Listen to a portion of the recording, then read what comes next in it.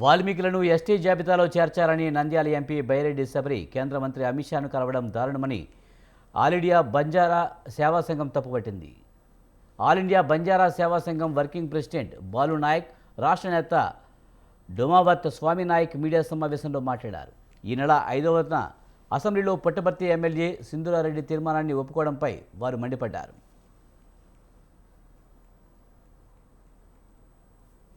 ఏ ప్రభుత్వం వచ్చినా గిరిజనులను భయాందోళన పెట్టడమే పనిగా పెట్టుకున్నాయని గిరిజన సంఘాల నేతలు ఆవేదన వ్యక్తం చేశారు.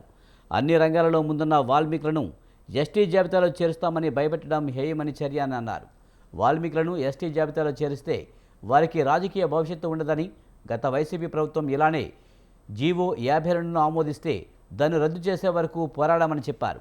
వాల్మీకులను ఎస్టీ జాబితాలో చేర్చే తీర్మానాన్ని వెనక్కి తీసుకోకపోతే రాష్ట్ర వ్యాప్తంగా గిరిజనులు ధర్నాలు ఉధృతం చేస్తామని హెచ్చరించారు.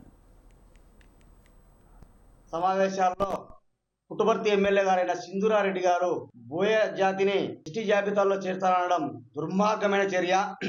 ఎందుకంటే ఇప్పటికే గిరిజనులు కొండను నమ్ముకొని బతికే వాళ్ళు ఎవరో అరాకొరగా 100%లో 5% కూడా కొండల్లో నుంచి బయటకు వచ్చి పట్టణ ప్రాంతాల్లో నివసించే వారు ఎవరు లేరు.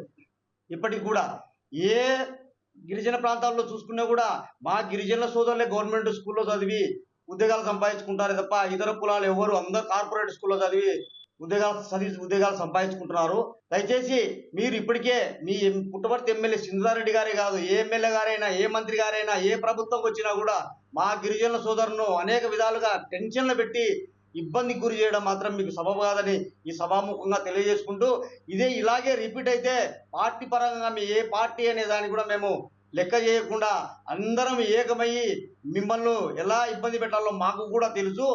ఇక్కడ ప్రాంతంలో నంద్యాల ప్రాంతంలో ఉన్న గిరిజనులందరూ మీకు ఓటేస్తేనే మీరు గెలిచారన్న విషయాన్ని పూర్తిగా మర్చిపోయినట్టున్నారు. అమ్మా, మాకు ఏ పార్టీతో సంబంధాలు లేవు. ఇక్కడ ఉన్న వాళ్ళము ఏ సంఘాలు అన్ని కలుపుకొని ఇలాగానే జరిగితే రాష్ట్ర వ్యాప్తంగా ఉద్యమాలు చేపట్టడానికైనా అన్ని పార్టీలను కలుపుకొని, టీడీపీ కావచ్చు, వైసీపీ కావచ్చు, జనసేన కావచ్చు, సిపిఎం కావచ్చు, ఎన్నిథింగ్ ఏ పార్టీ అయినా సరే అందరినీ కలుపుకొని ఒక తాటిపై వచ్చి మా హక్కులను కాలరాస్తే మాత్రం రాష్ట్ర వ్యాప్తంగా ఉద్యమిస్తామనే విషయాన్ని మీకు తెలియదు.